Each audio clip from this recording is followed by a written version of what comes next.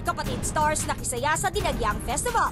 Derek Ramsey hinalikan sa lips, si Nadine sa monte. Ang buong kwentong ito diretso mula pa sa Iloilo.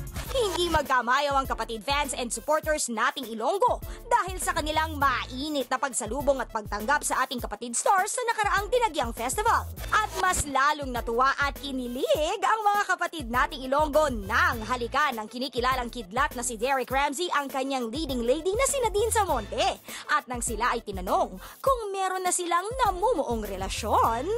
We're good friends, we're getting to know each other, and she's somebody that I could fall in love with. Yes, we're getting to know each other.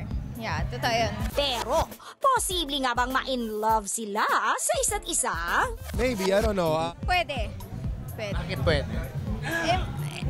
Mabait naman siya eh. Tapos, kaya nga, we're on the stage of getting to know each other para mas makilala namin yung isa't isa.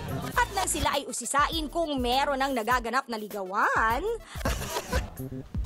Hindi pa. Hindi ko nga alam. Tanungin dapat siya.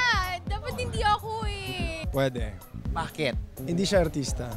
Hindi siya showbiz. Napaka down to earth niya, and I like that.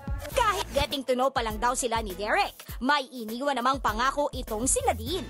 Pagdating naman sa love life, di ba, very honest naman ako. Hindi, basta if there's something na may mangyayaring like maging kami or what, sasabihin naman namin yun in public eh.